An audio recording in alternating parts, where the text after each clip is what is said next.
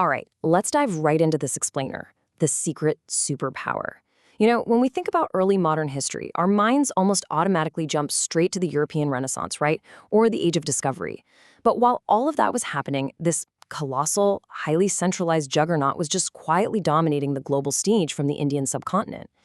Today, we're taking a journey deep into the hidden mechanisms of the Mughal Empire, and I'm honestly so excited to guide you through this, because we aren't just talking about some distant dynasty of kings here. We are talking about a massive economic and cultural machine that fundamentally shaped the modern world. 24.5%. Seriously, just take a moment and let that jaw-dropping statistic sink in. Up until the year 1750, the Mughal Empire was producing roughly a quarter of the entire world's manufacturing output. Literally, 1 out of every 4 manufactured items on planet Earth traced its origins back to this specific region. So, the absolutely crucial question is, how? How in the world did one empire build a global economic juggernaut of that magnitude? The Mughal Empire wasn't just some historical footnote filled with pretty palaces. It was an absolute proto-industrial superpower.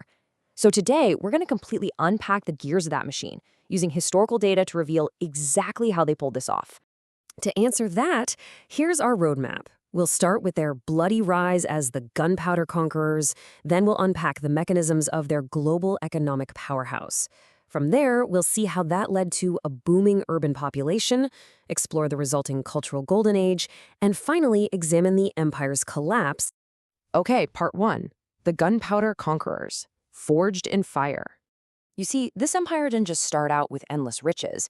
It actually started with a displaced Central Asian prince named Babur. He was forced out of his ancestral lands and ended up turning his ambitions southward toward India.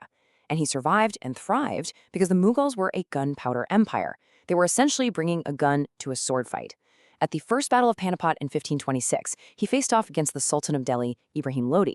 Now, Lodi had this massive numerical advantage, but Babur had enlisted Ottoman experts, deployed field artillery, and brought in matchlock guns. By putting wagons in the center and his mounted archers on the wings, Babur's cutting-edge gunpowder tactics just utterly shattered the traditional armies of the subcontinent. From Babur's founding of the empire in 1526, we see a relentless 150-year military expansion. You have Akbar coming into power in 1556, and he transforms this really fragile conquest into a highly centralized state. Jump to 1628, Shah Jahan is turning that stability into an amazing architectural golden age. And finally, starting in 1658, Aurangzeb pushes the empire to its absolute maximum territorial limit.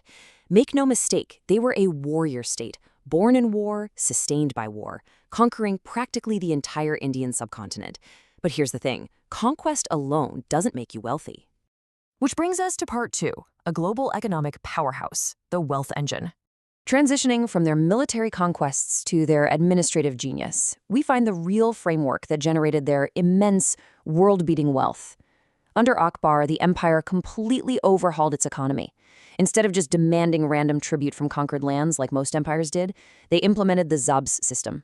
This meant taking incredibly precise land surveys, literally out there measuring the empire field by field and charging a standard monetary tax. But here is the absolute genius part. Because those taxes had to be paid in cash, everyday peasants were suddenly forced to enter the wider market. To make this work smoothly, Akbar standardized the silver rupee. Almost overnight, you have millions of people seamlessly trading, heavily incentivized to grow high-value cash crops like cotton and indigo. It was a massive, highly regulated, laissez-faire economy.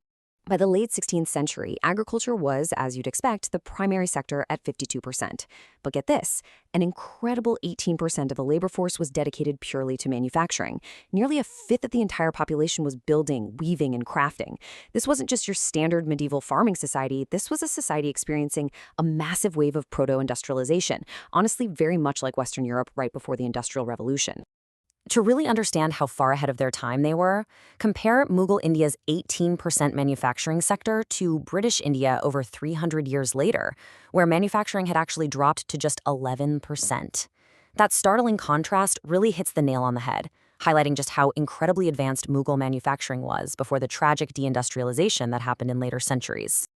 And the undeniable crown jewel of all this manufacturing, the Bengal Suba. This province alone was an absolute economic monster. Their shipbuilding output reached an astonishing 223,250 tons annually.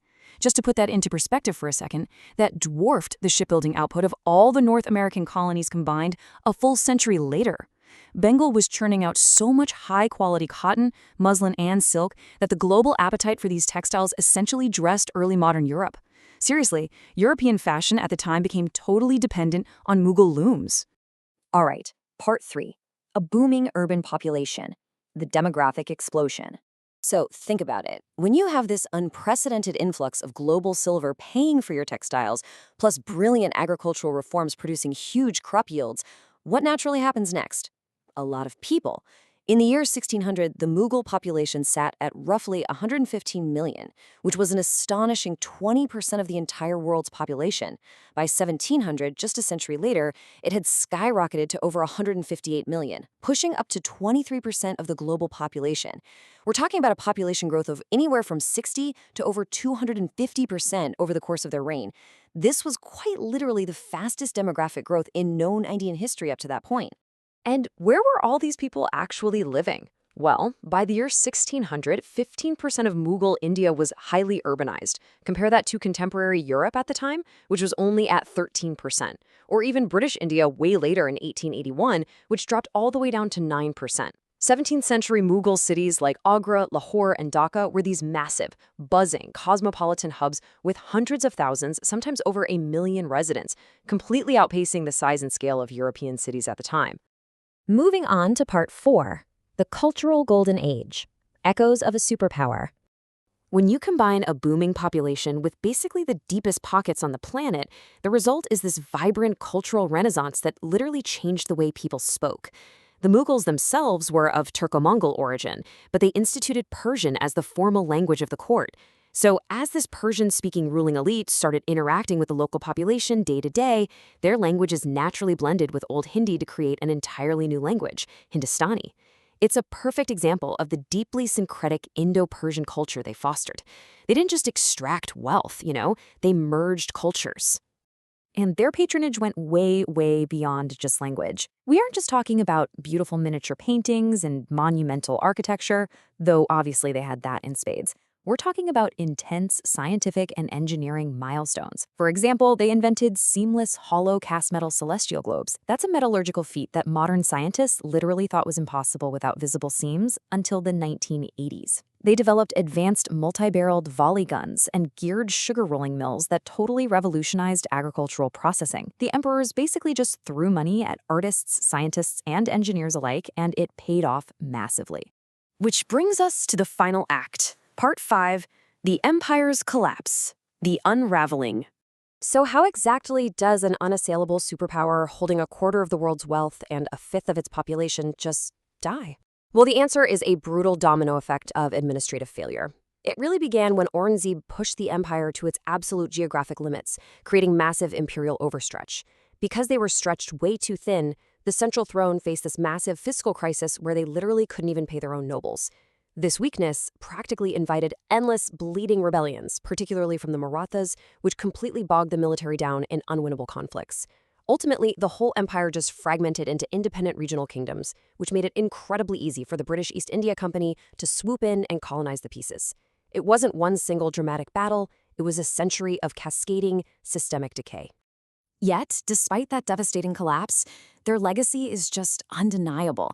I mean, the Taj Mahal is universally admired as a jewel of world heritage. But when you look at it now, or when you look at any of the incredible forts and gardens scattered across South Asia, I want you to see beyond just a tomb or a pretty palace. I want you to see the lingering physical echo of an absolutely unparalleled administrative and economic machine. So I want to leave you with this final lingering thought. If the massive gears of global proto-industrialization, the booming manufacturing sectors, the explosive urbanization, the complete global trade dominance, if all of that was already turning in 17th century India, how different would the modern world look today if they had never stopped? It really completely reframes how we look at history, doesn't it? Thank you so much for joining me on this explainer. Keep questioning, keep learning, and I'll catch you next time.